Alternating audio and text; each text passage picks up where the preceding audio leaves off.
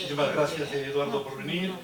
Muchísimas gracias también a María Antonia Paniego, de la Junta de Castilla y León, que inmediatamente se trató de sumar a esta iniciativa y nos ha enviado a dos personas precisamente para que nos hablen de cómo la Junta de Castilla y León, la Administración Autonómica, no creo que sea excesivamente diferente a lo que acontece en otras comunidades autónomas, aunque sí quizá con respecto a Cataluña, de cuáles son las posibilidades que nosotros tenemos, como he dicho antes, por ser discapacitados y por ser personas mayores, qué posibilidades tenemos de solicitar ayudas a nuestra administración autonómica.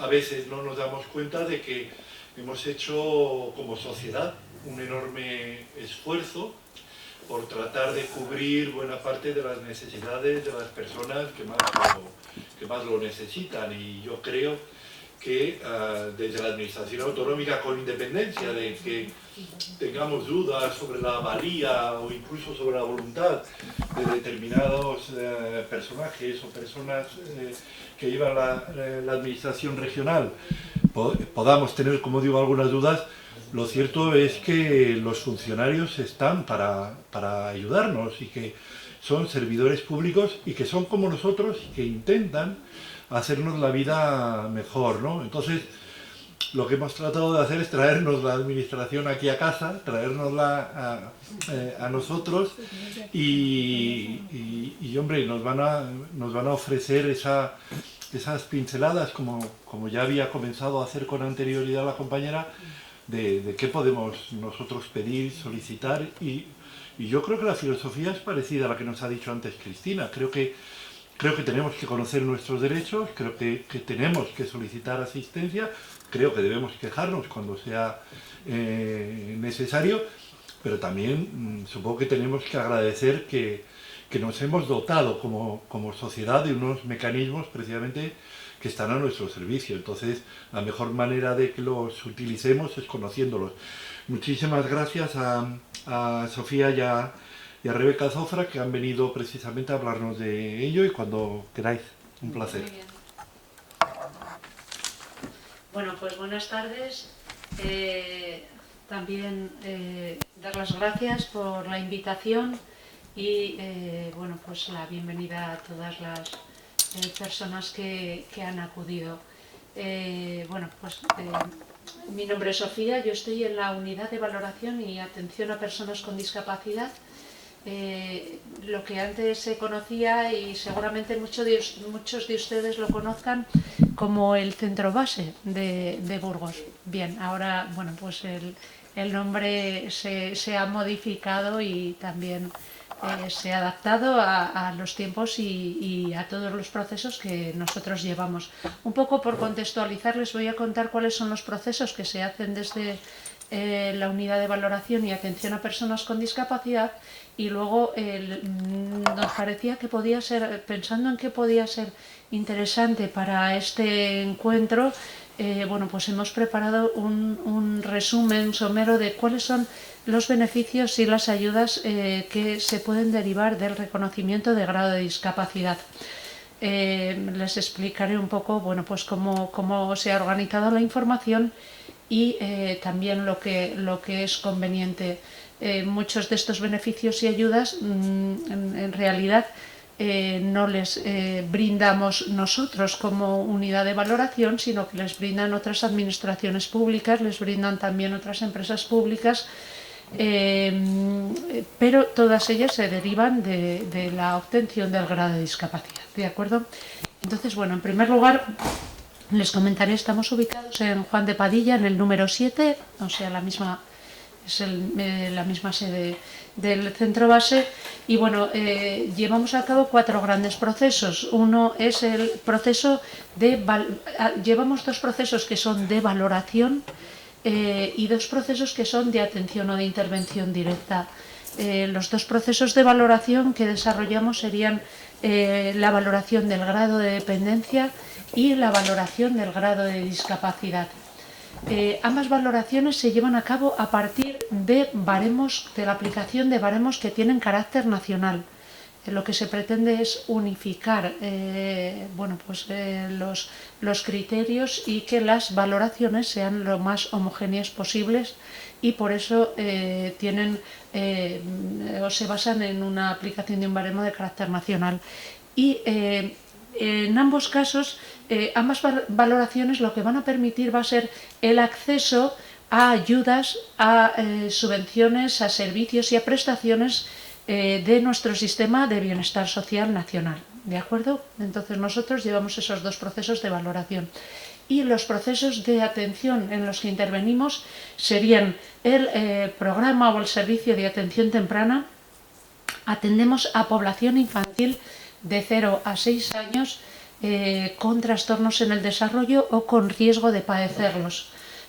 Trabajamos no solo con los niños, sino que también trabajamos con sus familias y dando una especial importancia y relevancia a que el trabajo se realice en sus entornos naturales de vida, es decir, en el marco de sus familias y en el marco de sus escuelas infantiles, en el marco de sus familias extensas, en fin, haciéndoles partícipes de todo el trabajo que entendemos que tenemos que desarrollar con los niños para favorecer su máxima autonomía y su máxima funcionalidad en todos los ámbitos de la vida. Y disponemos de 4 equipos de atención temprana, uno en Burgos y uno en la provincia, y otro en Miranda de Ebro y otro en Aranda de Duero.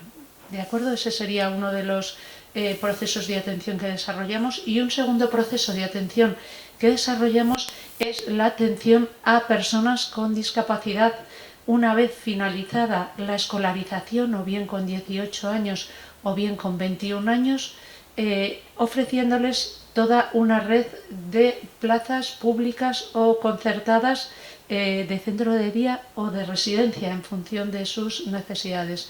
En Burgos aproximadamente tenemos en torno a las 1.400 plazas de atención a personas con discapacidad, ya les digo, bien públicas, bien concertadas.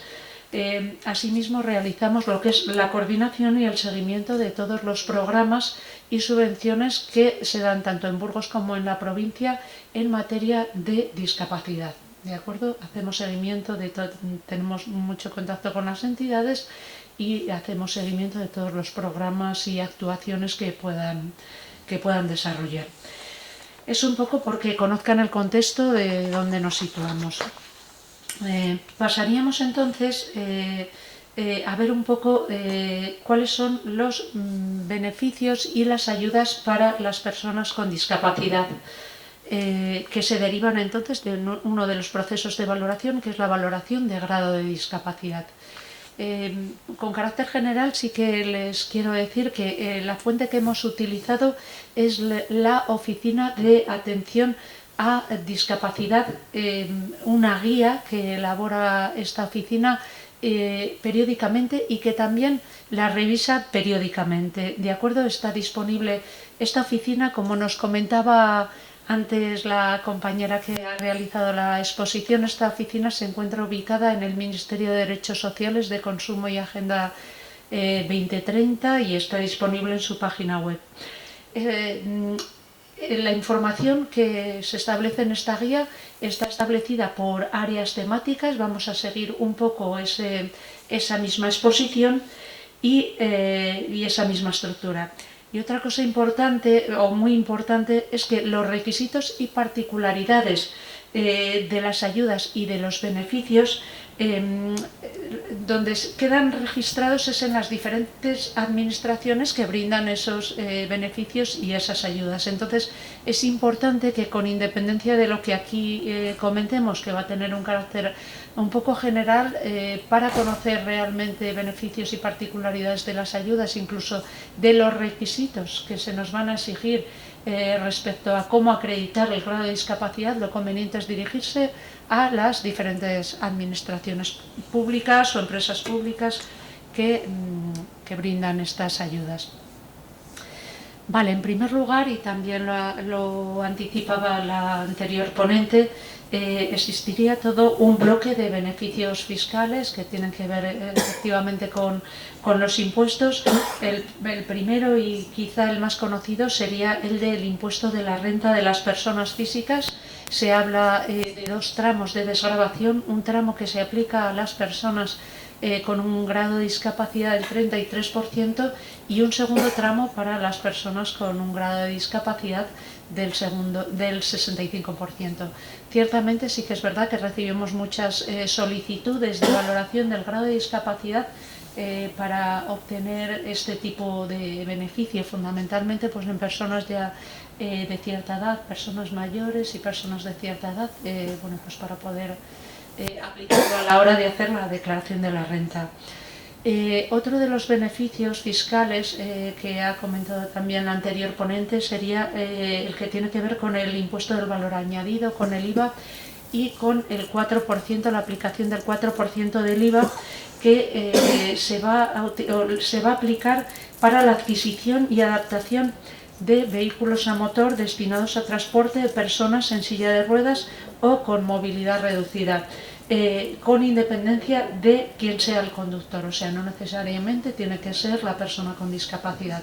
Hablaban también de si había algún tipo de beneficio, de ventaja, hablaban de si se aplicaba el 4% respecto a las reparaciones. Sí que parece que se aplica un 4% de IVA para la adquisición y reparación de sillas de ruedas de uso exclusivo de personas con discapacidad y para la adquisición y reparación de vehículos específicos de movilidad reducida.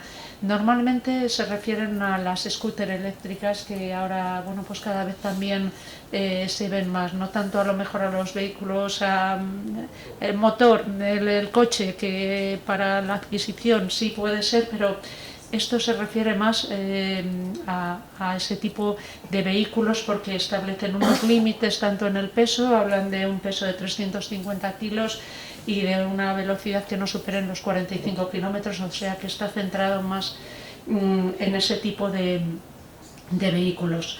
Una tercera exención sería, como también se ha anticipado anteriormente, la exención del impuesto de matriculación en el caso de aquellos vehículos que estén matriculados para una persona con discapacidad y para su uso exclusivo. Estos tres beneficios fiscales del IRPF, del IVA al 4% y exención del impuesto de matriculación los aplica la Agencia Estatal de la Administración Tributaria. Entonces, bueno, los requisitos concretos habría que consultarlos con ellos. En materia de beneficios fiscales podríamos hablar de un cuarto beneficio que es la exención del impuesto de circulación, tanto para aquellos vehículos que están matriculados a nombre de la persona con discapacidad para su uso exclusivo y también los destinados al transporte. Este tipo de exenciones normalmente quienes las van a aplicar van a ser los ayuntamientos y las entidades locales, ¿de acuerdo? Entonces este sería un primer bloque de beneficios que podríamos considerar. Vale, pasaríamos a ver los beneficios que se establecen en materia de transportes. Bueno, podemos hablar en primer lugar, que ya se ha comentado también, la tarjeta especial de transporte. Son tarjetas de transporte público con aplicación de tarifa reducida. Suelen también exigir tener un grado de discapacidad del 33 o del 65% y quien lo va a reconocer van a ser los ayuntamientos y corporaciones locales. También la empresa pública Renfe dispone de la tarjeta dorada y la tarjeta dorada también establece bonificaciones y también en función o según tramos de discapacidad. Cuando la persona alcanza un 33% obtiene bonificaciones en la adquisición de billetes de tren y cuando la persona alcanza un 65% y necesita acompañante, las bonificaciones son tanto para el interesado como para el acompañante que va a viajar en las mismas condiciones, ¿de acuerdo? Otro de los beneficios significativos en materia de transportes sería la tarjeta especial de estacionamiento. La tarjeta especial de estacionamiento la van a poder solicitar tanto las personas físicas o jurídicas titulares de vehículos destinados a transportar personas con movilidad reducida. En definitiva, bueno, es la tarjeta azul que yo creo que todos conocemos y que lo que va a permitir es estacionar en plazas reservadas por los ayuntamientos para este fin. Los requisitos generales que se solicitan son tener baremo de movilidad reducida. Estamos hablando de que la persona alcance un 25% en la movilidad. En el caso de que sea valorada de acuerdo con el Real Decreto 888-2022, el último Real Decreto que establece los baremos de reconocimiento de discapacidad, o que se alcancen 7 puntos si fueron valoradas en virtud del Real Decreto 1971-1999, que fue bueno, pues el que se ha utilizado con anterioridad para hacer la valoración de grado de discapacidad. También otro de los requisitos por los que se puede obtener la tarjeta especial de estacionamiento sería aquellas personas con una reducción severa de la agudeza visual. También podría ser un motivo para poder acceder a esta tarjeta especial de estacionamiento. En este ámbito les hablaríamos también de que aquellas personas que no tengan reconocida movilidad reducida en su grado de discapacidad podrían acogerse a una tarjeta provisional por razón de humanidad, debido a una enfermedad o patología de extrema gravedad. Esta circunstancia tendría que ser acreditada a través de un informe médico que emitan los sistemas de salud. Entonces, todas estas circunstancias podrían dar lugar a que los ayuntamientos y corporaciones locales expidan la tarjeta de estacionamiento, ¿de acuerdo?, en lugares reservados para ello. En materia de transporte, una cuarta ayuda o apoyo, beneficio, sería el del bonotaxi. El monotaxi, en definitiva, se trata de una ayuda económica individual en forma de bonos, y lo que pretende es facilitar a aquellas personas que tienen movilidad reducida y que no pueden acceder a transporte colectivo. Les facilitan una serie de bonos que pueden utilizar en los taxis para desplazamientos particulares. Normalmente los bonotaxis los gestionan los ayuntamientos o corporaciones locales, y suele haber resoluciones o convocatorias anuales, ¿de acuerdo? Sí que confirman con nosotros que las personas que lo hayan solicitado cuentan con el reconocimiento de la movilidad reducida, y bueno, pues luego proceden a la concesión de esta ayuda en forma de bonos. Y por último, también tendríamos que hablar en materia de transportes de lo que es la adaptación de vehículos. Serían ayudas económicas tanto para la compra como para la adaptación de vehículos. Estas ayudas pueden ser,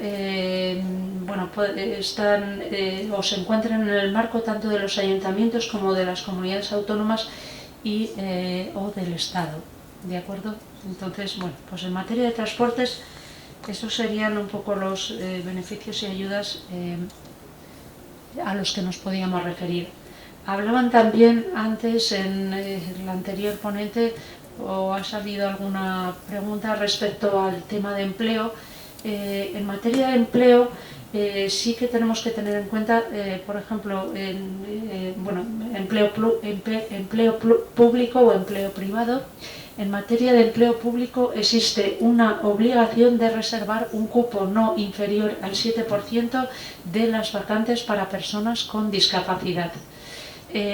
Otras características que se tienen en cuenta o beneficios que se pueden tener en cuenta en materia del empleo público es que existe la posibilidad de que las personas con grado de discapacidad no soliciten adaptación de tiempos y medios a la hora de realizar exámenes y de participar en convocatorias de empleo público. Y bueno, pues también existen convocatorias en las que se contempla para las personas con discapacidad la exención del pago de los pagos establecidos para la realización de los exámenes. Son algunos de los beneficios que se pueden obtener. En materia de empleo privado, lo que se establece es que tanto las empresas públicas como las empresas privadas que empleen a un número de mínimo de 50 personas o más deberían reservar un 2% de sus vacantes para que puedan acceder personas con reconocimiento de grado de discapacidad.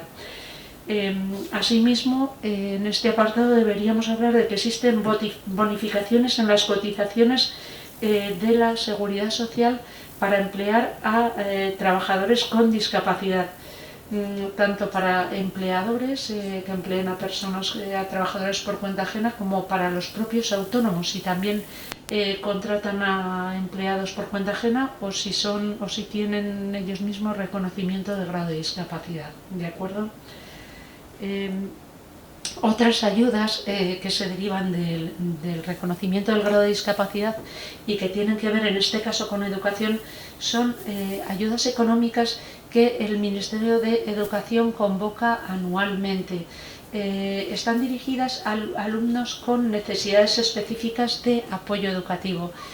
Normalmente, bueno, pues algunos de los criterios que se exigen es alcanzar un grado de discapacidad del 33% o tener diagnóstico de trastorno del espectro autista o trastorno de déficit de la atención por hiperactividad. Aparte se tienen en cuenta otro tipo de criterios económicos.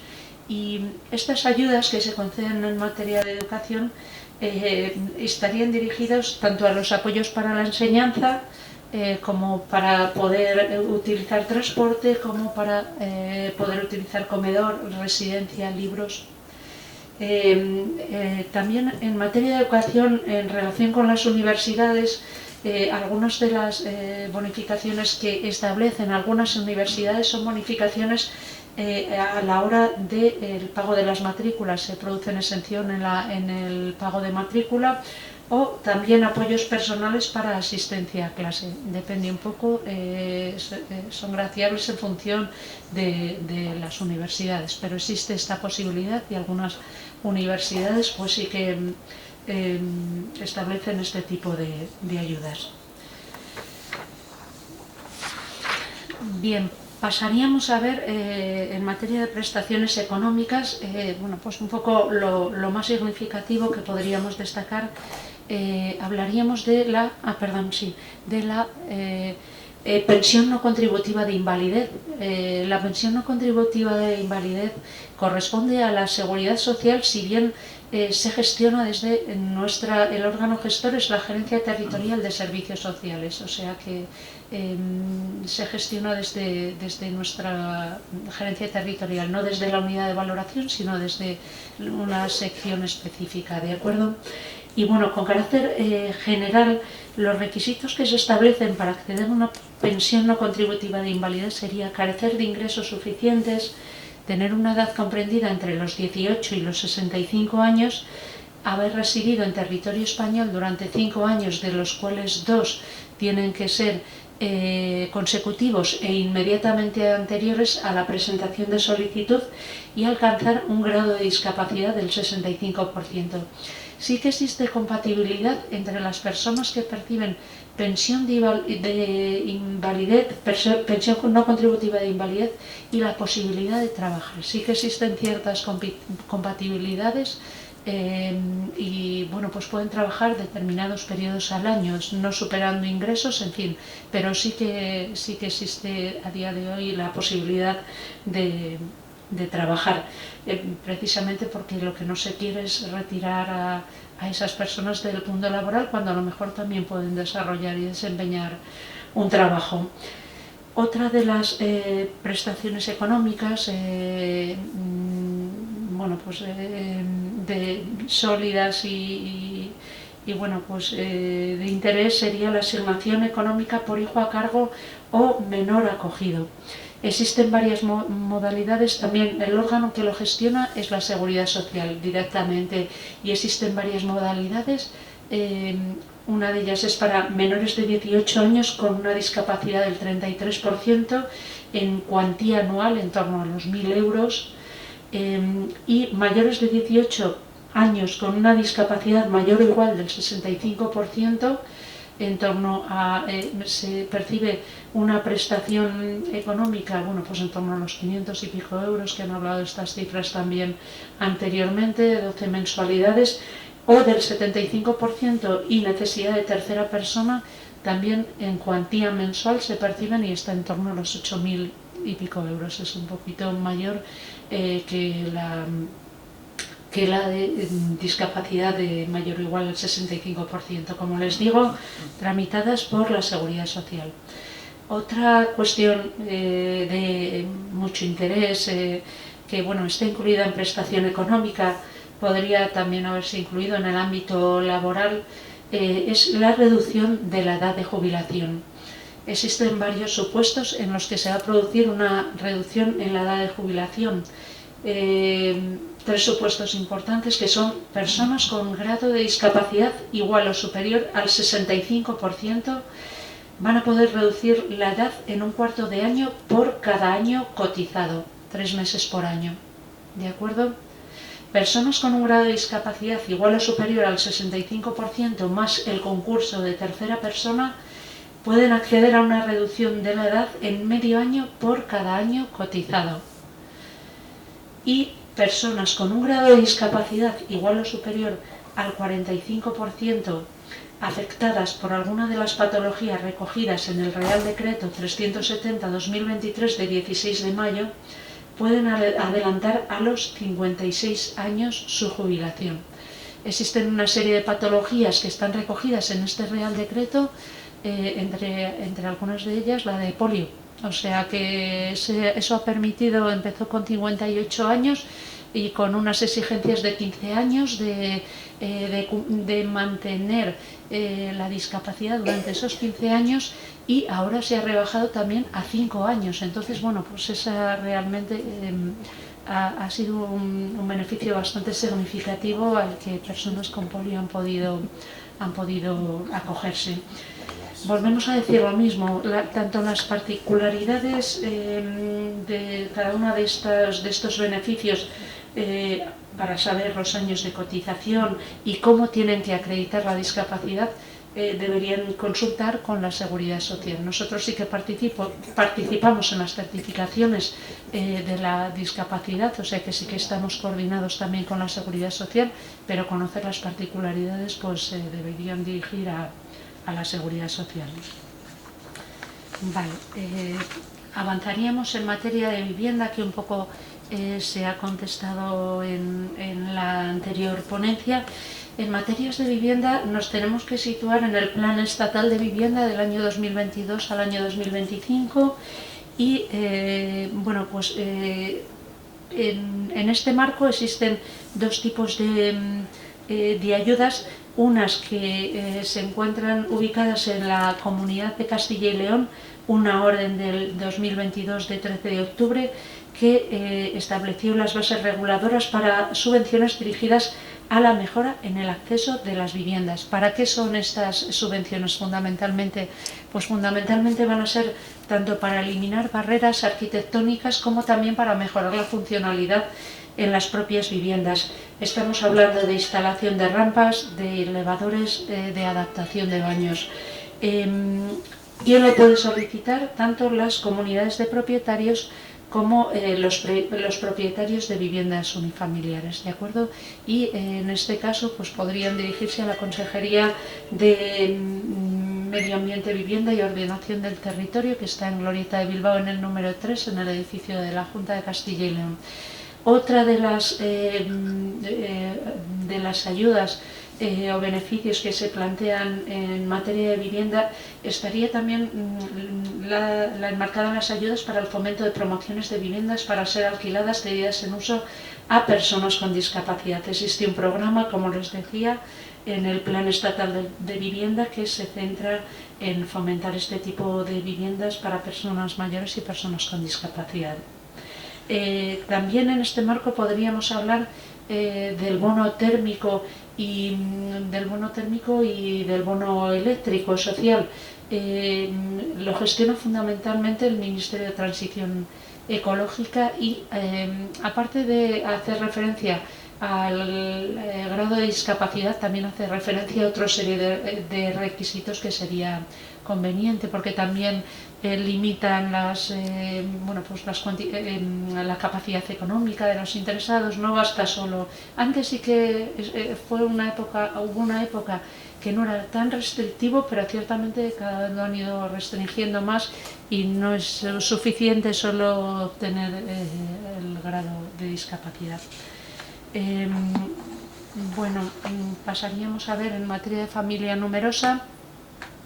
En la ley que regula la familia numerosa, Ley 40/2003 de 18 de noviembre, en su artículo 2.2 establece que se van a equiparar a familia numerosa y van a poder obtener los beneficios que se otorgan a las familias numerosas aquellas familias que van a estar constituidas por 1 o 2 ascendientes con 2 hijos, sean o no comunes, siempre que al menos uno de los hijos tenga grado de discapacidad o esté incapacitado para trabajar. Ese sería un primer supuesto que afecta a los descendientes. Otro segundo supuesto que va a permitir a una familia equipararse, a alguna familia con discapacidad equipararse a familia numerosa sería aquel en el que hubiera 2 descendientes con grado de discapacidad o uno de ellos al menos con un 65% o que estuviera incapacitado para trabajar, o bien que tuviera el grado de discapacidad del 65% o incapacitado para trabajar. También es necesario que tengan 2 hijos, sean o no comunes. Esto también otorga la posibilidad de acceder al título de familia numerosa.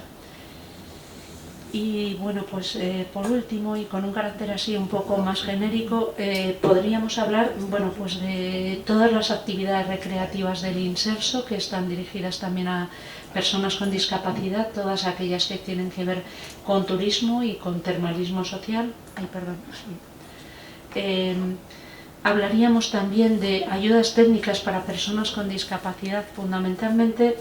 Hablaríamos del Centro de Autonomía Personal y Ayudas Técnicas, que radica su ubicación en el Ministerio de Derechos Sociales y prestan tanto asesoramiento a título particular como un catálogo de productos de apoyo. Hablaríamos también de las plazas de centros de atención a personas con discapacidad.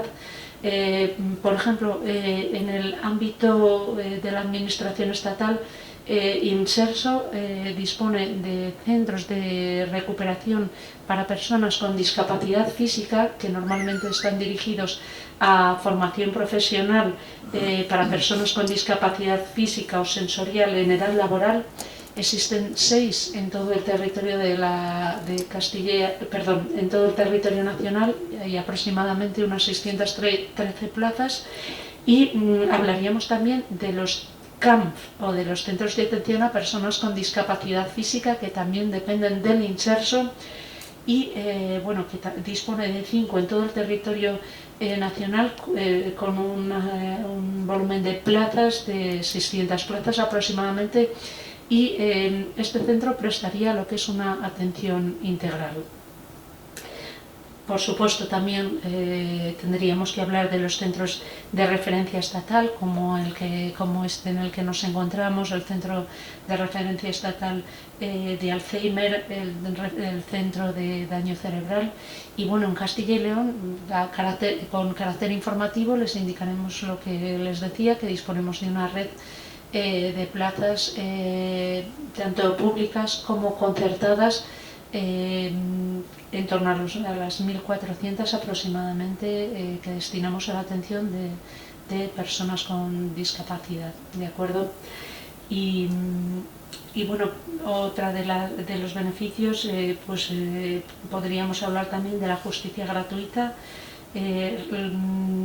Los requisitos para acogerse habría que consultarlos en la web de la Abogacía del Estado del Ministerio de Justicia. Y bueno, pues en principio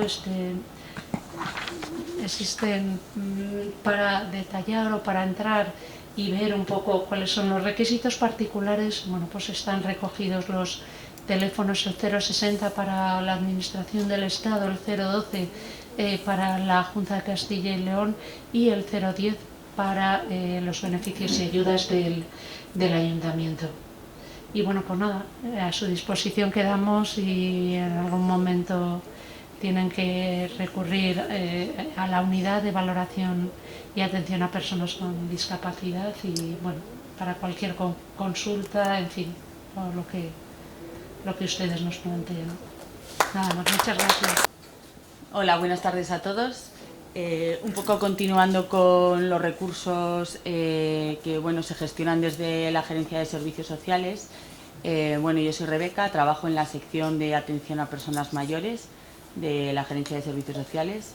Por ubicarnos un poco también, nosotros estamos ubicados en Ana María Lopidana, número 5, junto a la sección de prestaciones de dependencia y la sección de registro de centros y entidades y servicios. Entonces, bueno, un poquito la exposición que traigo hoy es recursos sobre todo de carácter asistencial dirigidos a personas mayores.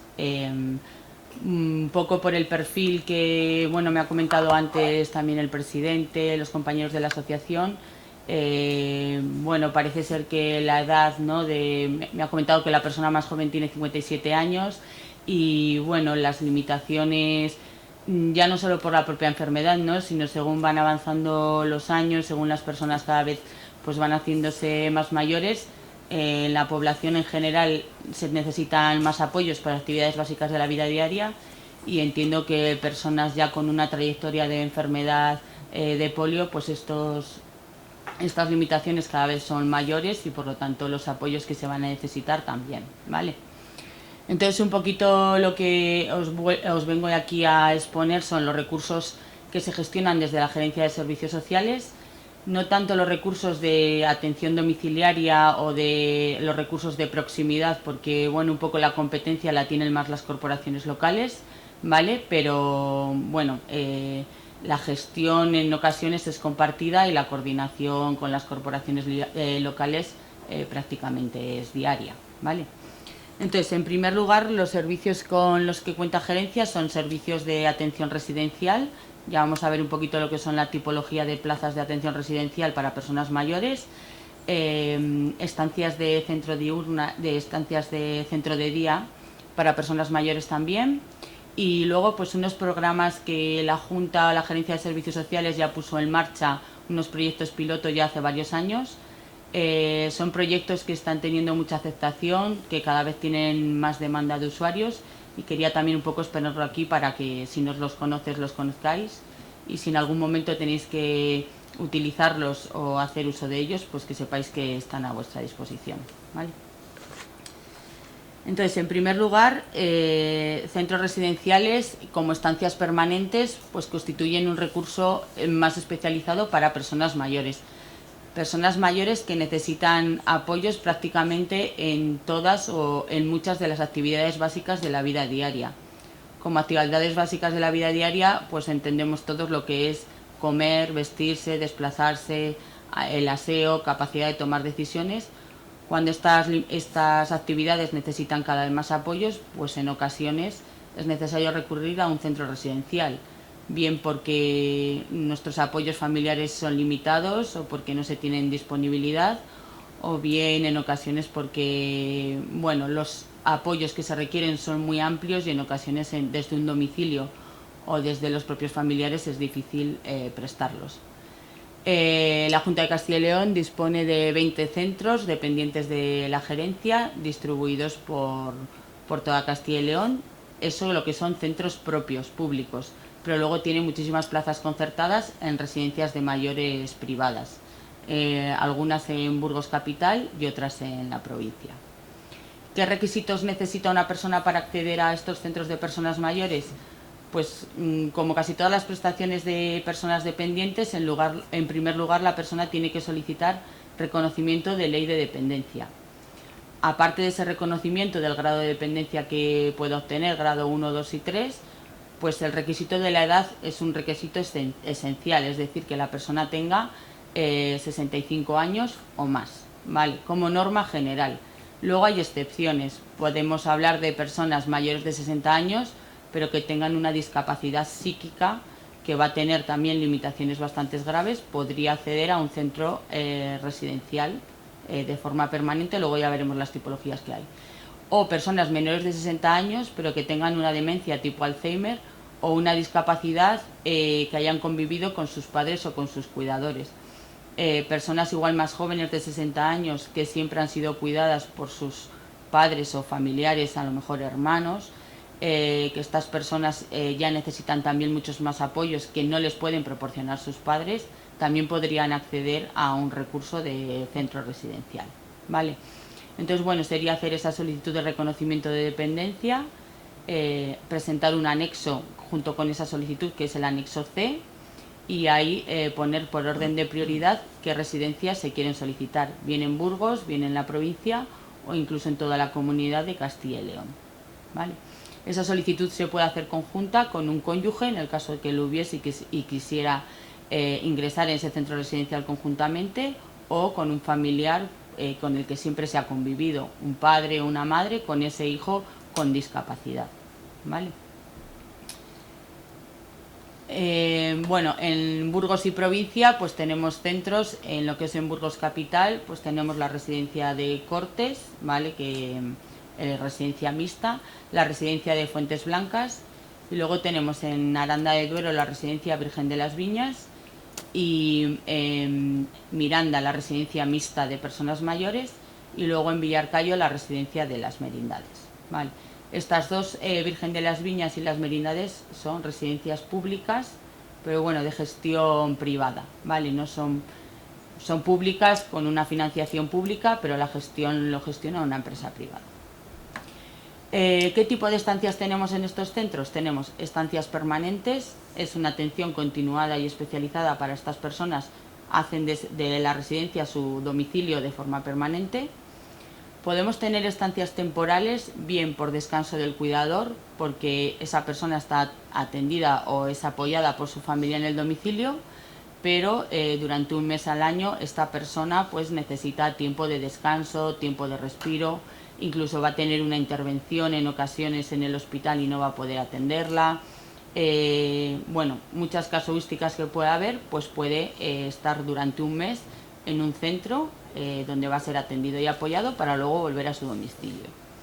También puede haber una estancia temporal por un periodo de convalecencia. La persona ha sido intervenida en el hospital o bueno, está pasando por un proceso que requiere de mayores cuidados y podría estar un periodo de 2 meses, prorrogable por un tercer mes, en un centro público también apoyado y bueno, pues que le van a prestar todos los apoyos que necesite. O también en ocasiones aquellas personas que tienen un grado 3 de dependencia y tienen la prestación económica de cuidados en el entorno familiar, lo que establece también la ley de dependencia es una prestación de descanso del cuidador, que puede disfrutarla un mes en un centro público o se le va a facilitar una prestación vinculada al servicio para abonar parte de una residencia privada, pues porque no haya un servicio público disponible en ese momento, ¿vale? Entonces, esa opción está tanto en servicio público como a través de prestación vinculada. Y luego tenemos las unidades de convalecencia sociosanitarias, que son también estancias temporales de aquellas personas que han estado en el hospital, bien en Burgos, por ejemplo, tiene que ser en el UBU, o bien en Aranda, en el hospital de referencia de Aranda, ¿vale? de Miranda. Tienen un periodo de convalecencia de 2 meses, prorrogable por un tercero y ampliable a un cuarto mes, ¿vale? Obligatoriamente estas personas tienen que venir directamente desde el hospital, porque han tenido una intervención, porque han pasado un proceso agudo, y vienen un poco a los centros a recuperarse para volver a la situación que tenían anteriormente o en todo caso si ya tienen que buscar un recurso más permanente. A diferencia de las estancias temporales es que estas tienen que venir directamente desde el hospital. No puede ser un proceso, he ido a casa pero no necesito apoyos que no tengo y puedo ir a una estancia temporal de forma de convalecencia. En estas unidades de convalecencia directamente tienen que venir desde el hospital, ¿vale? Luego, unidades de estancias diurnas. Las estancias diurnas ofrecen una atención, como bien dice la palabra, durante el día. La persona acude a ese centro de día por la mañana. En los centros de día normalmente hay actividades de promoción de la autonomía personal, actividades de rehabilitación, de ocio y tiempo libre, actividades ocupacionales. Normalmente también las personas comen en el centro de día y luego ya por la tarde regresan a su domicilio. Aquí en Burgos tenemos una cosa son las unidades de estancias diurnas que tenemos en la residencia de Cortes y en la carretera Poza. Y otra cosa son también estas unidades de estancias diurnas, en ocasiones están integradas dentro de lo que se llamaba antes los hogares, ¿no? Entonces allí también hay actividades de ocio, de tiempo libre, para personas que no tienen por qué estar en ese centro de día, sino que van allí a pasar el día, a pasar la tarde, a hacer actividades ocupacionales, todo lo que se presta. Entonces en Burgos tenemos el Burgos 1 Enrique de Ocio Costales, que está en la calle El Carmen, Burgos 2, que está en la calle Juan de Padilla, Burgos 3 en carretera Poza, y luego tenemos centro de día como tal en Virgen de las Viñas en Aranda de Duero y centro de día en Miranda de Ebro. ¿Cuáles son los requisitos para acceder a estos centros de día?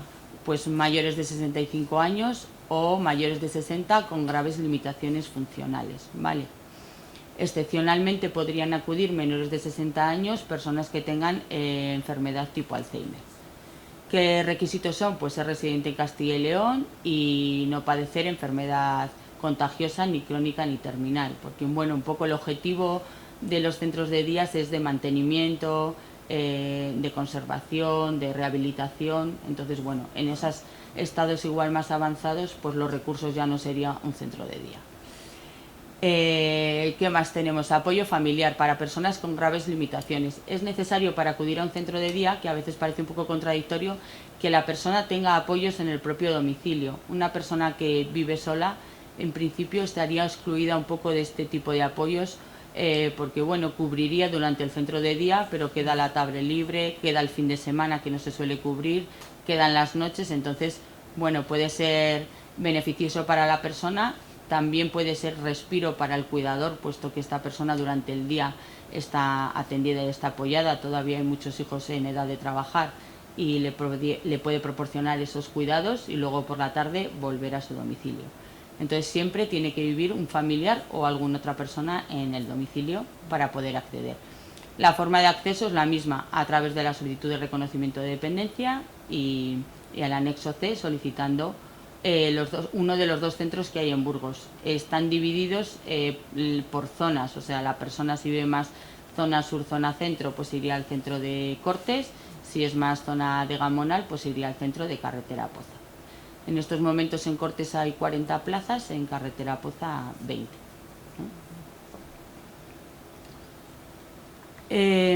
Quería contaros un poquito del programa de A Gusto en Casa, no sé si alguno lo conocéis. El programa de A Gusto en Casa, bueno, empezó el pilotaje hace varios años también en la provincia de Burgos, en la zona de la Sierra, de Salas de los Infantes y Quintanar de la Sierra, y bueno, tuvo bastante éxito, tuvo bastantes personas que se adherieron al mismo y entonces ya se amplió a toda la provincia de Burgos. Es un programa que no se presta en la capital, ¿vale? Únicamente se presta en la provincia, pero abarca todos los pueblos de la provincia de Burgos y de todo Castilla y León. Entonces, ¿qué consiste el programa de A Gusto en Casa?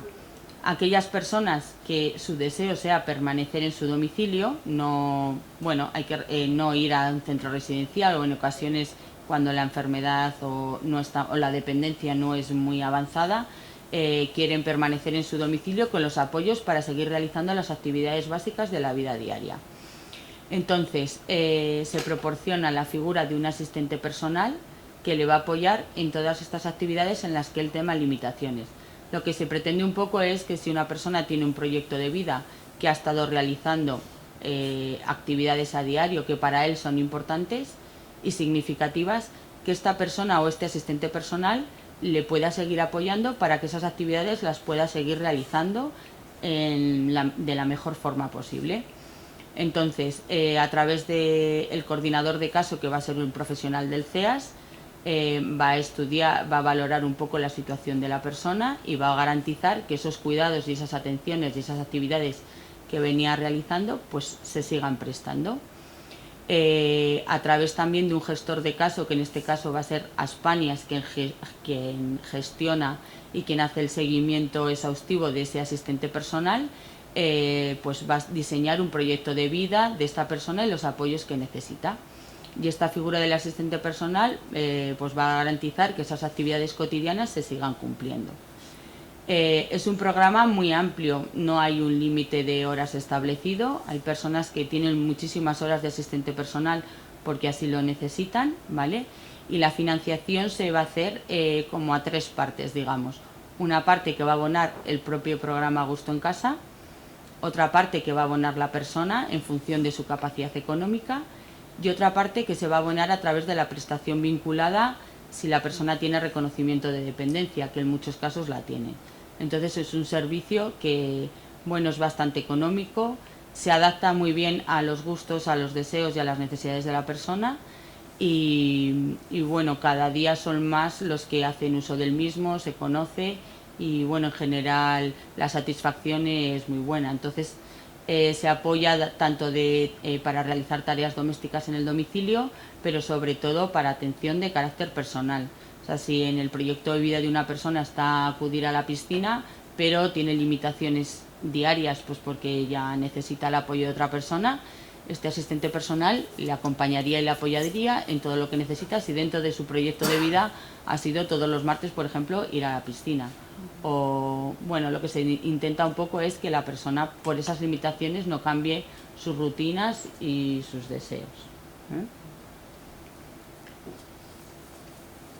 ¿Qué servicios presta? Pues aparte de este asistente personal que para proporcionar todos los apoyos que se necesite, también presta adaptaciones en el hogar si fuese necesario, ¿vale? Entonces, en aquellas personas que ya tienen como un recorrido en el programa y ven que en su domicilio hay limitaciones importantes que hacen que no pueda ser autónomo en su propia casa, pues sí que es posible hacer adaptaciones en el hogar, ¿vale?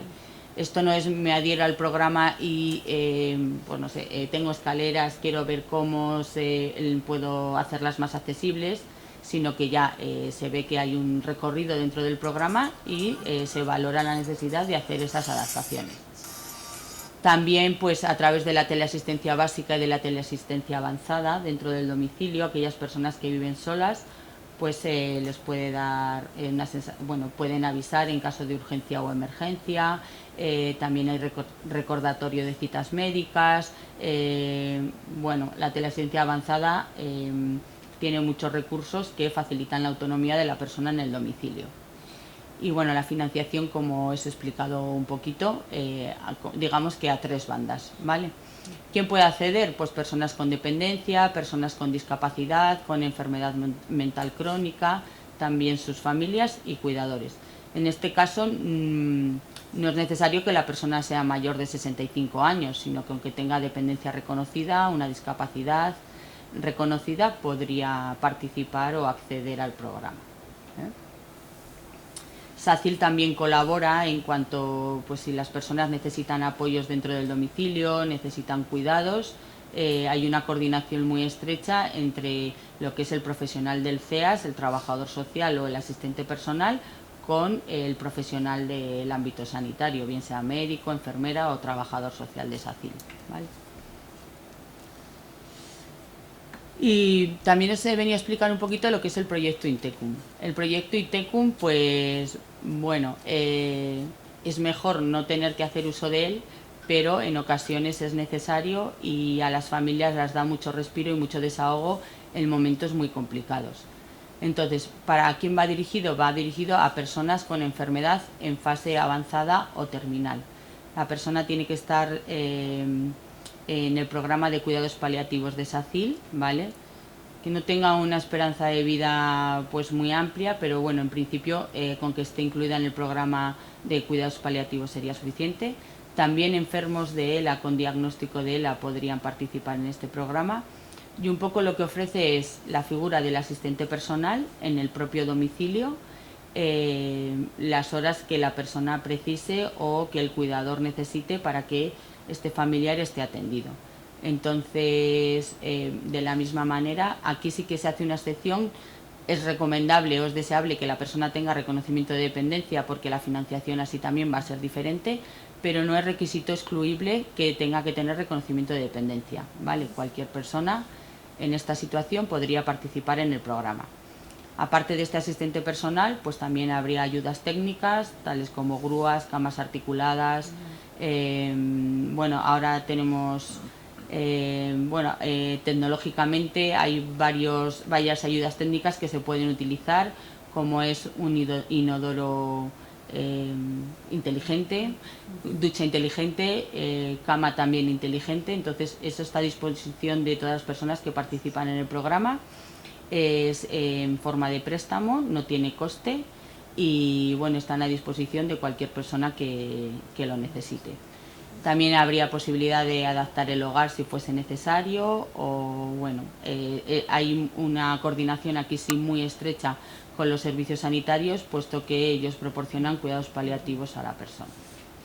Y lo mismo, la financiación sería desde el programa Intecum, la persona aportaría una cantidad en función de su capacidad económica y otra parte se gestionaría con prestación vinculada. Y luego, bueno, un poquito, igual ya lo conocéis, pero lo que son las prestaciones económicas del sistema de dependencia.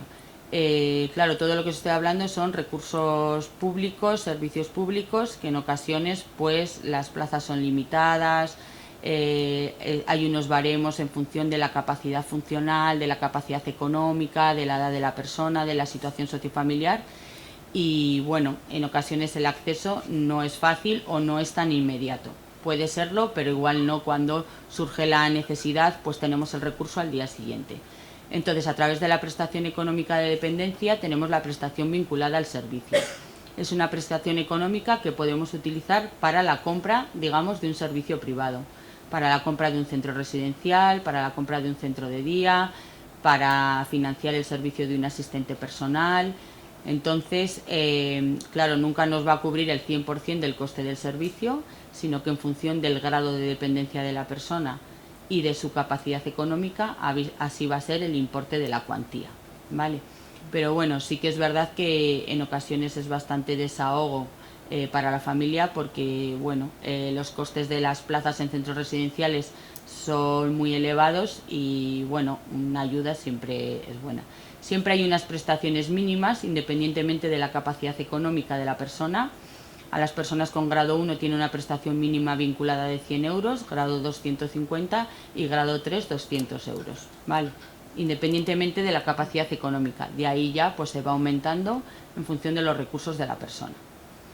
¿Qué más prestaciones os reconoce el sistema de dependencia? La prestación de cuidados en el entorno familiar.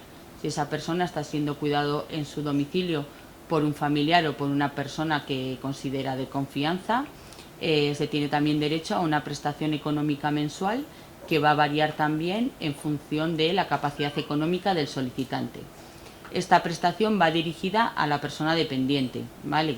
Porque en ocasiones sí que hay consultas de ¿se lo dan al cuidador o a mi hijo o a mi hija que me está cuidando? Se lo dan a la persona dependiente, ¿vale? Y luego sí que tiene un beneficio de cara a la cotización de la Seguridad Social si esa persona cuidadora puede suscribir un convenio de cuidadores no profesionales y lo que es la Seguridad Social abonaría esa cotización sobre todo, bueno, o principalmente para jubilación, siempre y cuando esa persona no esté trabajando, no sea mayor de 65 años, bueno, unas excepcionalidades. Pero como norma general el cuidador podría suscribir ese convenio, ¿vale? Y todo el coste iría a cargo de Seguridad Social. Y bueno, os he explicado un poquito antes lo que es la ayuda para descanso del cuidador, que os proporcionarían 30 días al año en una estancia temporal o bien una prestación vinculada para que cubra esa estancia temporal, parte de esa estancia temporal en un centro privado, ¿vale? Prestaciones de dependencia hay bastantes más, pero bueno, esto era un poquito lo que igual para el perfil o para la situación que vosotros tenéis o vais a tener en un futuro os puede facilitar o podéis conocer un poquito por dónde van. Y en principio esto sería un poquito los recursos con los que contamos. No sé si queréis consultar. ¿Una pregunta?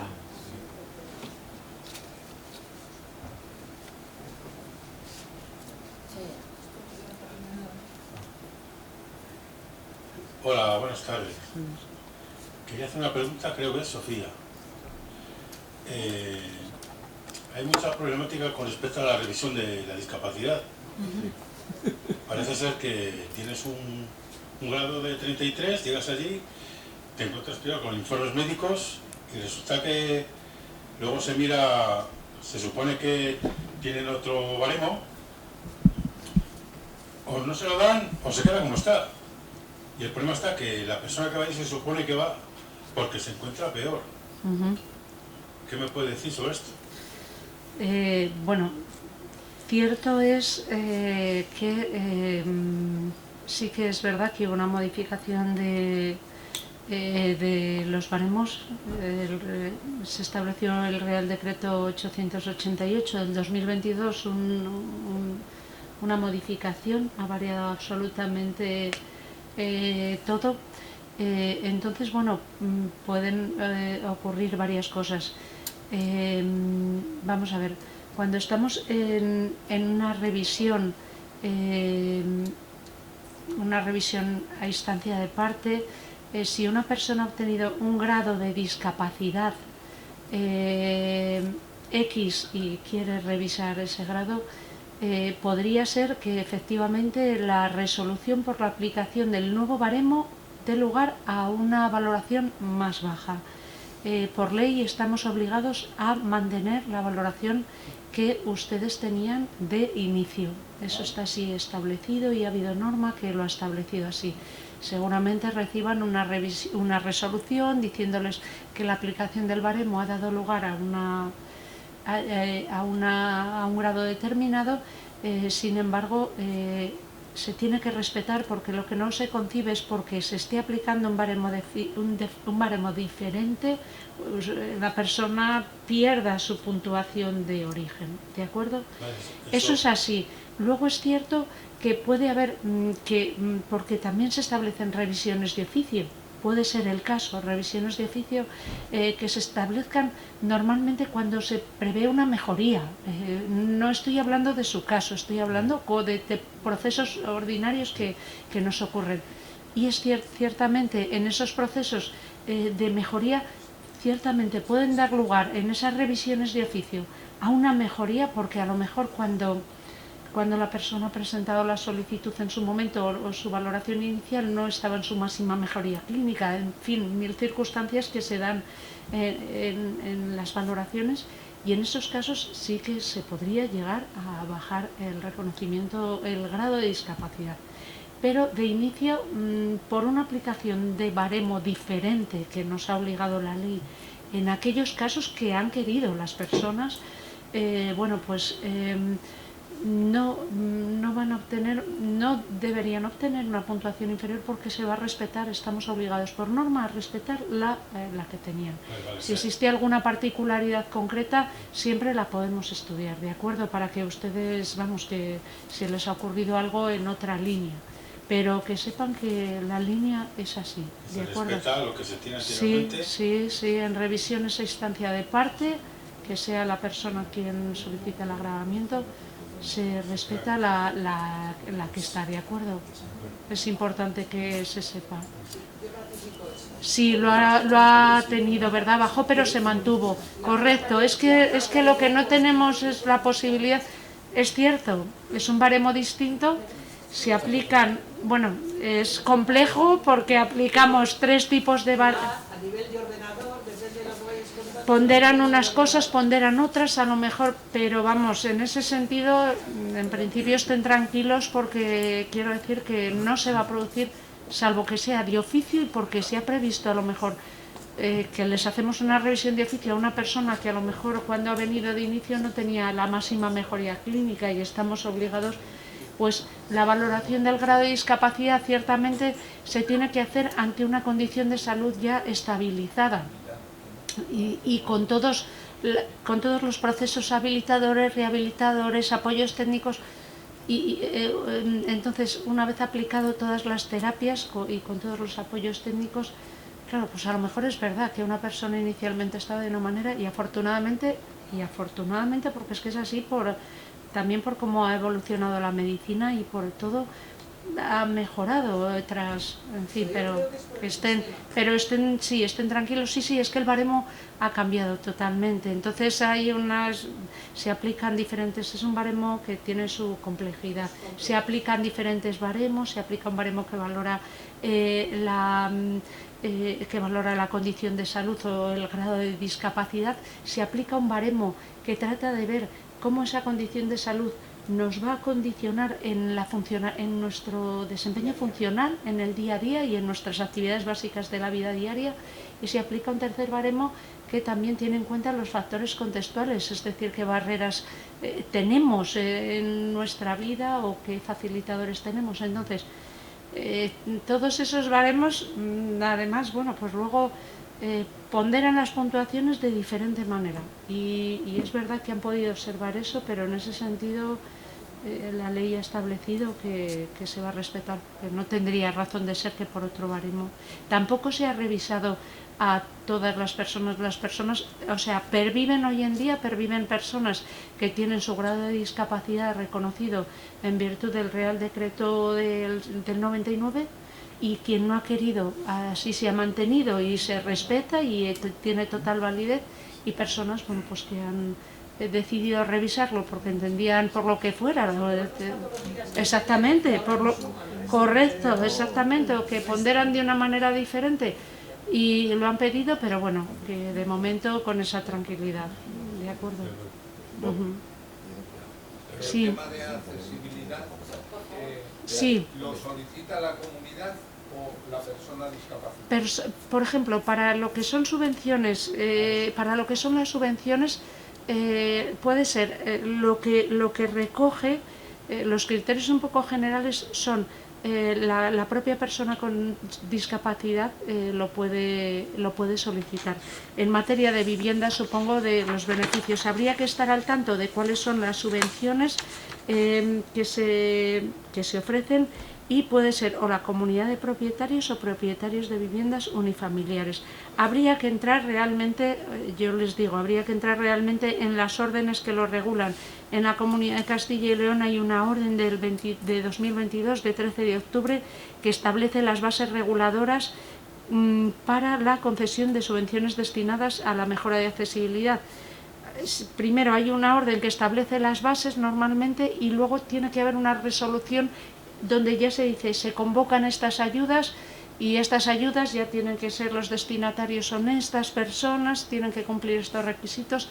Entonces yo sí que les orientaría a que a través del 012 puedan ustedes, que es el de información de la comunidad autónoma, pueden ustedes preguntar qué está en vigor o qué resoluciones, o si hay alguna convocatoria ahora mismo en vigor para poder hacer accesibilidad de obras. También ciertamente en IRPF les iba a comentar, en el IRPF también existe la posibilidad de, si una persona ha realizado una obra de adaptación de baño, que quizás sea la más común que se realiza en los domicilios particulares, sí que existe la posibilidad de desgravar esa adaptación de baño. Pero también tiene sus particularidades de cuándo se tiene que haber hecho la obra, en fin, circunstancias así, y nos suelen pedir a la unidad de valoración que emitamos un informe de comprobación de si se han realizado esas adaptaciones y esas obras. Nosotros lo emitimos y lo pueden ustedes justificar también. Es que en el bloque de vivienda se ha aprobado y comenzarán las obras Micrófono. después de Semana Santa. Después de Semana Santa, las obras para hacer adaptaciones o así. Por favor, si no hablan por el micrófono no se oye la Sí, sí. No, se trata de poner ascensor y el portal a cota cero. Está ya totalmente aprobado, Sí. con proyecto y todo, pero las obras comienzan después de Semana Santa. Pues yo preguntaría, en Glorieta de Bilbao número 3, donde está la Consejería de Vivienda, que yo supongo que la gestoría de viviendas de su comunidad de propietarios o la comunidad de propietarios se habrá dirigido, que pregunten en concreto por qué resolución de subvenciones, de convocatoria de subvenciones puede estar abierta y a qué pueden acogerse, ¿de acuerdo? Vale. A lo que me Es refería importante. principalmente es si esto, la subvención es a la comunidad o a la persona. Lo que recoge la convocatoria es a las comunidades de propietarios y propietarios de viviendas unifamiliares, pero los detalles yo les recomiendo que por favor se dirijan allí porque son los que establecen las convocatorias y resoluciones de participación. Buenas. Hola. Quisiera hacer una pregunta a Rebeca. Muy bien. Por el tema del asistente personal, me ha dejado loco, absolutamente loco. Sí. ¿Sabes cuántos asistentes personales hay en Barcelona, capital? ¿Cuántos? 14. ¿Vale? Claro, a lo mejor es que estamos hablando de un concepto de asistente personal distinto, no lo sé. Pero No.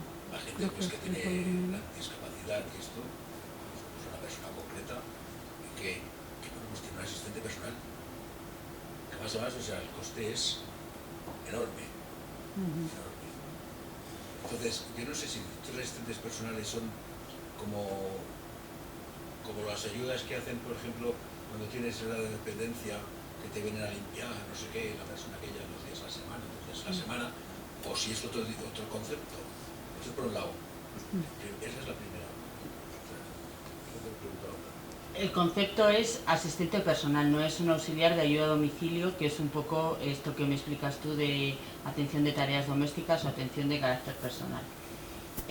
Un poco qué es lo que se está haciendo, sí que hay una escasez de asistentes personales, pero sobre todo en el ámbito rural, que es donde se presta este programa.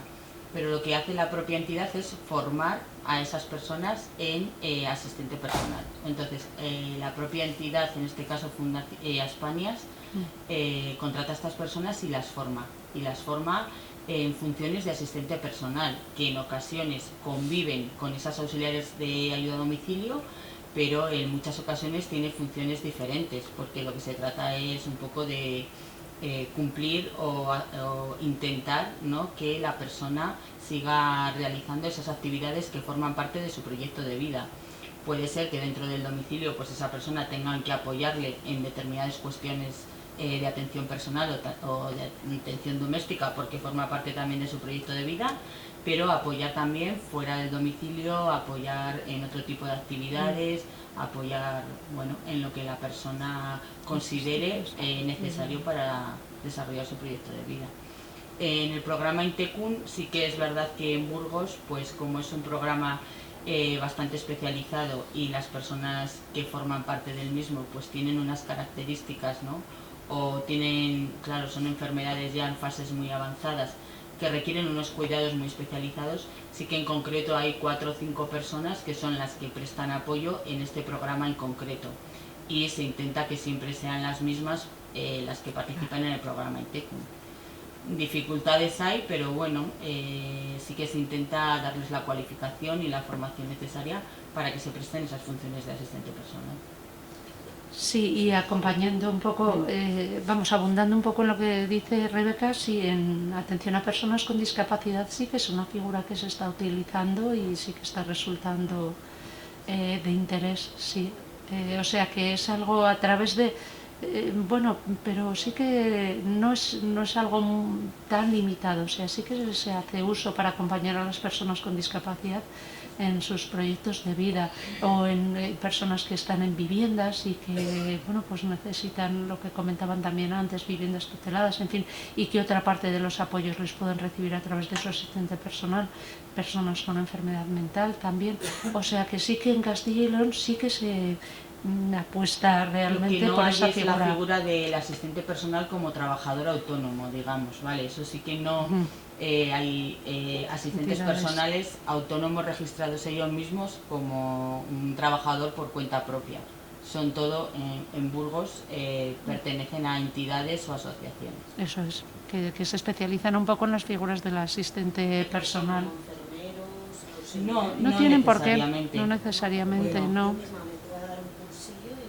Tú te formas como asistente personal. Sí. Y el otro, en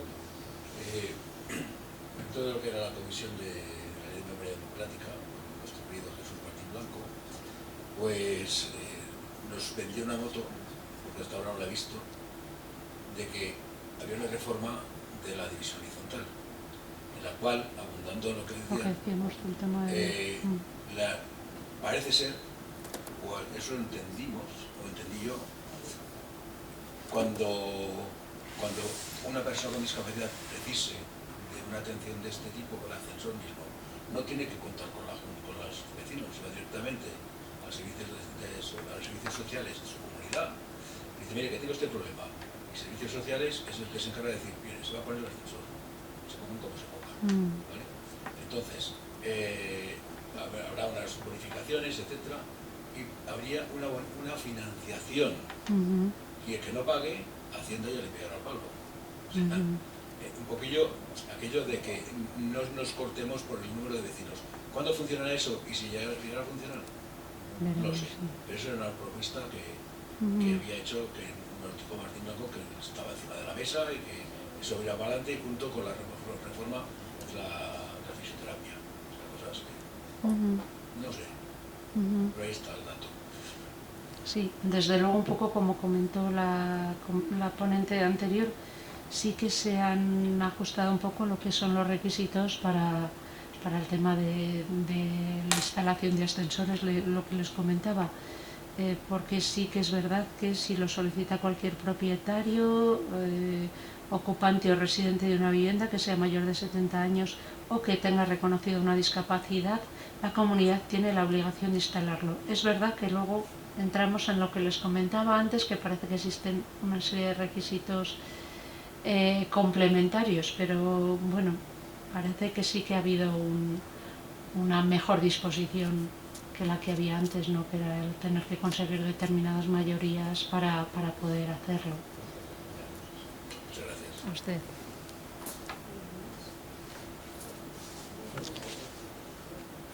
Así. Perdón.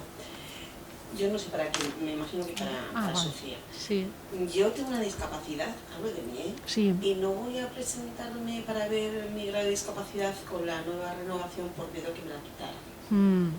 No por mejoría, porque mejor no estoy, pero bueno, por miedo. Normalmente es que sí, claro. Lo que pasa es que ahora con la nueva reforma que habéis metido, donde sí que está reconocido el tema de la polio, sí que cabría la posibilidad de hacerlo, o sea, hacer un nuevo reconocimiento donde se mire el tema de la polio más exhaustivamente, porque yo tengo un 39% de discapacidad, reconocido muy tarde, donde sí que hay otros baremos, inclusive lo de la pospolio, y un 6 de movilidad, que la movilidad sabemos que con el tiempo va peor.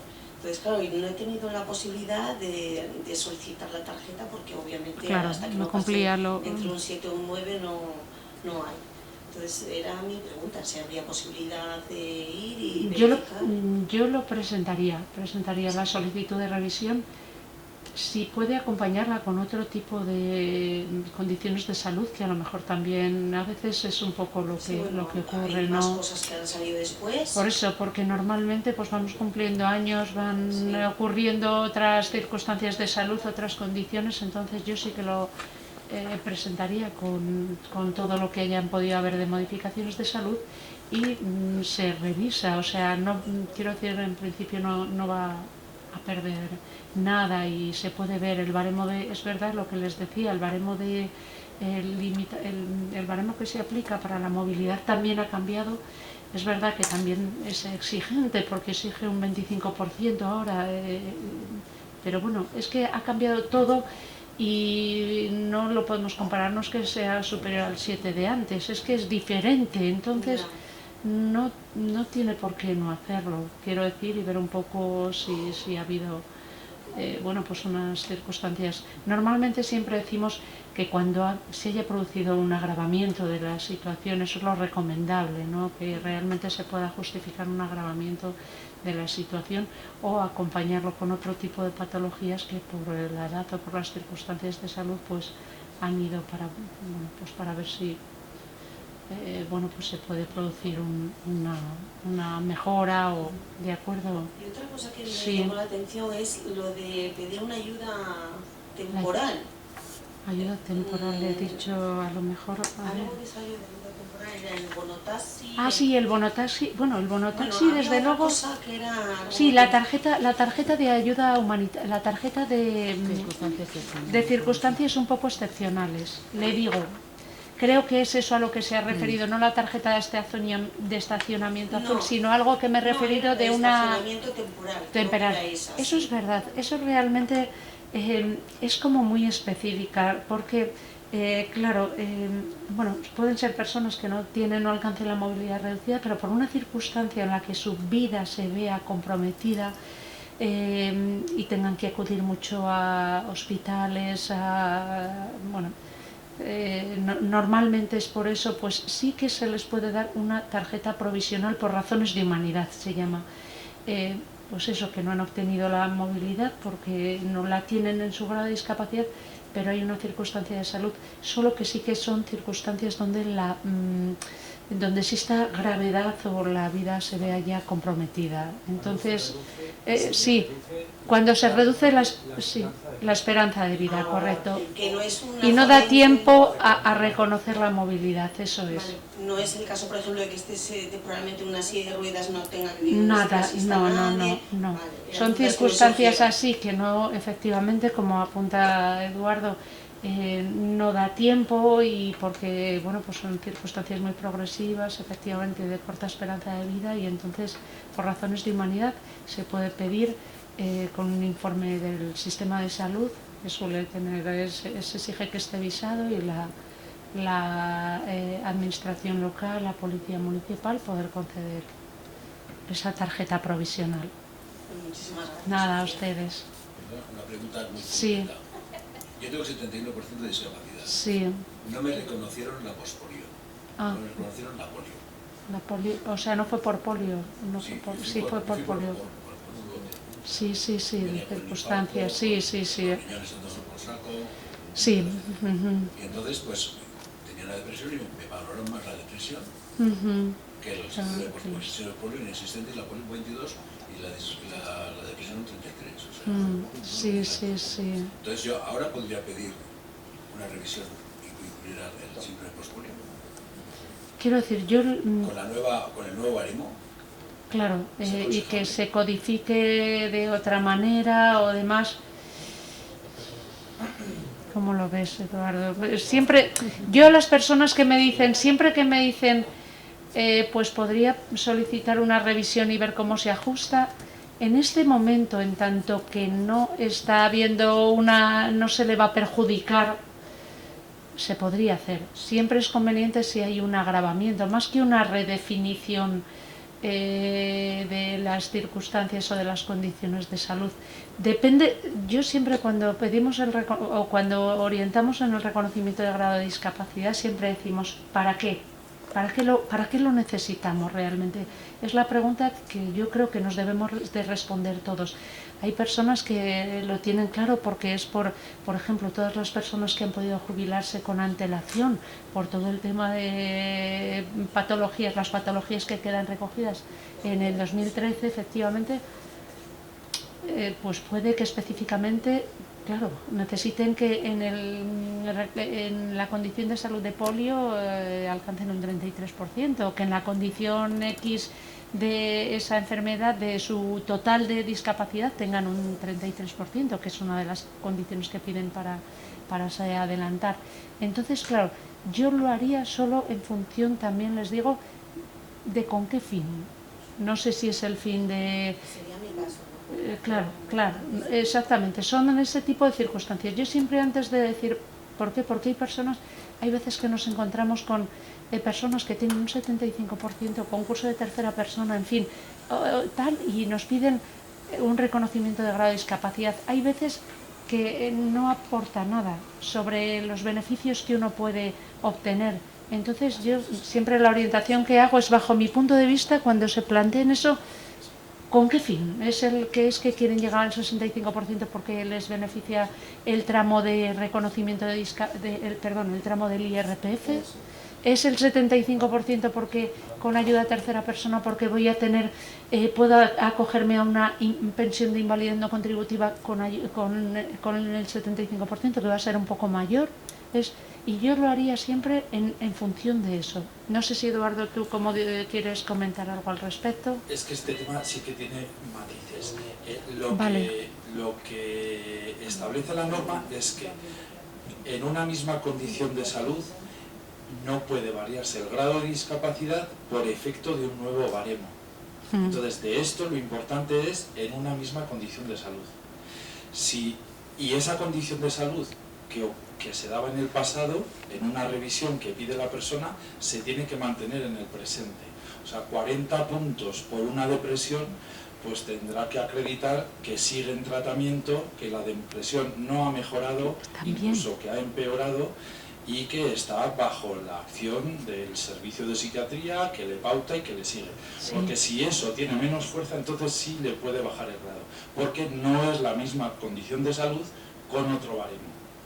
Hay que acreditar que la condición de salud se mantiene. Si la condición de salud ha mejorado, se puede promover una revisión de oficio, porque de justicia es que si la persona está mejor, pues se le baja el grado. Quiero decir. Sí. Entonces, como decía Sonia, si la condición de salud se mantiene porque un nuevo baremo técnico lo tasa distinto, no se puede bajar el grado. Pero si la condición de salud no se puede acreditar suficientemente, sí se puede bajar. A través de una revisión de oficio que se promueva. Como decía Sonia, la mejoría va a ser subir a un 75. O sea, un 71 ya es un porcentaje elevado. Pues ¿qué beneficios puede subir? Saltar al tramo del 75, pues es para considerarlo. Considerar un poco, sí, yo creo que siempre me orientaría en eso. Sí. Si la persona pide revisión, perdón, sí. O de ayuda de gran invalidez, una cosa de esta, pues puede ser interesante tener el 75, pero para otra cosa no. Claro. Es que una cosa que quería decir, el tema de que claro, nosotros en la polio pues es una cosa que ya teníamos discapacidad antes de que valorase hasta con el 33, ¿no? Y que por defecto muchas personas se les ha valorado, muchas personas se les ha valorado con el 33, pero a lo mejor tendrían que considerárselo más, porque a lo mejor cuando se lo valoraron solo había el 33. Sí, personas con polio nos han solicitado, está claro, y personas con polio nos han solicitado revisiones, o sea que, por supuesto, que están en su derecho, porque efectivamente a lo mejor inicialmente era ese el grado que se asignaba, y luego, bueno, pues hay que revisar también cómo eso ha ido calando, cómo esa patología ha ido, esa condición ha ido, esas secuelas han ido perjudicando el resto de las condiciones de salud y de la autonomía funcional. Entonces, creo que también, aparte de cambiar los baremos para la valoración, creo que también se está cambiando el índice de las valoraciones de las enfermedades, con lo cual en las bases de datos vuestras a la hora de crear diagnósticos a lo mejor hay personas, perdona, sí, nada, tranquila, sí, te cuesta, vale. Entonces, sí, lo entiendo, Claro. Bueno, pues eso, que también en eso, a la hora de tener en cuenta pues qué pacientes hay, qué personas asisten, tienen una... O sea, cuántos polio, cuánto de esto también, o cuántas personas con una afectación u otra también para el colectivo saberlo. Y es muy complicado poder pediros a vosotros esto precisamente porque unos estarán con una valoración y otros seguramente a la hora de registrar. Sí,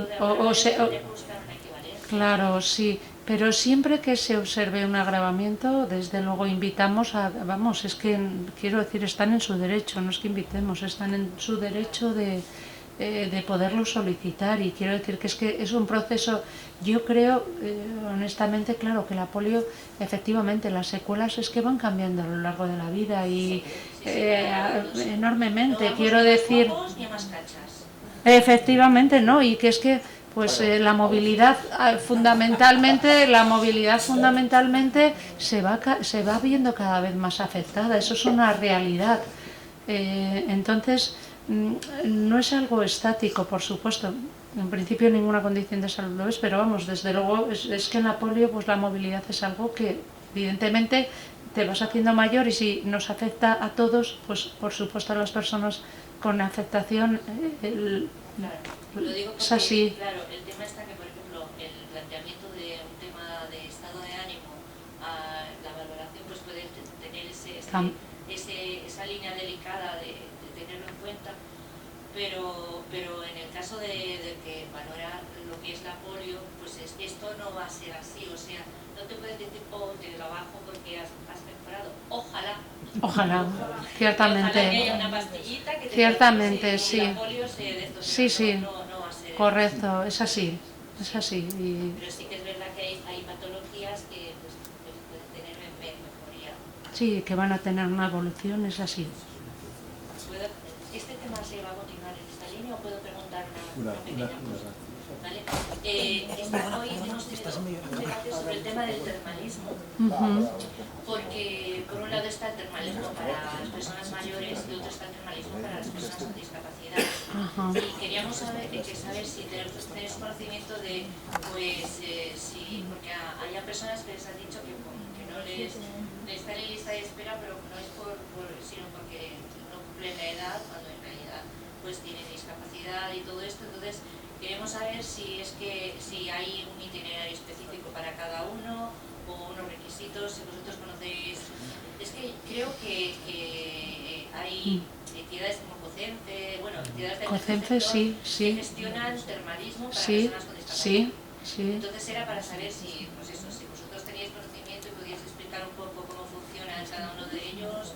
En profundidad no, pero ciertamente COCENFE a las personas con discapacidad sí que les envía la posibilidad de acogerse a programa de termalismo. O sea, yo eso sí que se lo puedo decir por experiencia propia de persona cercana. Entonces sí, o sea, algo tiene, y no por edad, por persona, por discapacidad, o sea que en ese sentido, mire, y además es que quiero decir que anualmente COCENFE, al menos hasta hace muy poquito, te envía cartas con el programa que sale, con los días a los que uno puede acogerse, o sea que quizás si usted puede ponerse en contacto con COCENFE, interesarse y que le envíen carta, desde luego le diría que ha sido así, pero hasta hace nada, y puede que siga siendo, y les envían el programa y todo, y las condiciones en las que se va y todo, y si pueden ir con acompañante, o sea que sí, y además en termalismo. Pero bueno, es lo que yo tengo conocimiento a título particular y no lejano. Vale, a ustedes.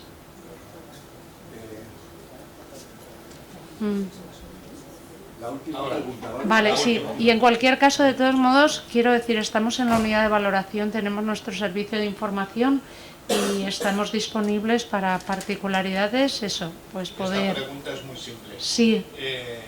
¿La incapacidad total equivale a un 33? Porque alguien me lo ha comentado o lo he escuchado. Le indico, la incapacidad, vale... claro, todo eso es a los efectos laborales, o sea, nosotros no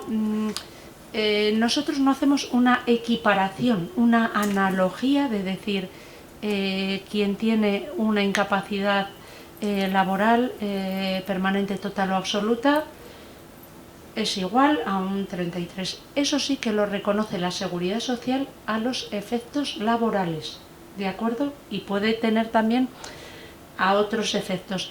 Pero si nosotros tenemos baremos distintos y la persona que desee también tener su reconocimiento de grado de discapacidad, se le va a aplicar el baremo que establece la normativa que reconoce el grado de discapacidad. No es una equiparación automática o una equivalencia sin más. ¿De acuerdo? Les vale a los efectos laborales, ¿de acuerdo? Y sí, perdón. Sí, por ejemplo, también puede permitir, o sea, sí que, por ejemplo, en materia de para presentarse en oposiciones y cupo por discapacidad, sí que, pero bueno, hay que confirmarlo, pero bueno, las administraciones públicas puede que consideren que con una incapacidad permanente puedan acceder a ese cupo de discapacidad con el 33%. Está también pendiente de estudio, porque nosotros en un primer momento informábamos que sí y teníamos una regulación, pero está pendiente de estudio de que sea así. ¿De acuerdo? Entonces, si alguien tiene una incapacidad permanente y quiere tener su reconocimiento de grado de discapacidad, que presente solicitud de grado de discapacidad, que vamos a hacer la valoración y vamos a otorgar lo que corresponda en función de la aplicación de nuestros baremos, ¿de acuerdo? Bueno, pues muchísimas gracias. Gracias a ustedes.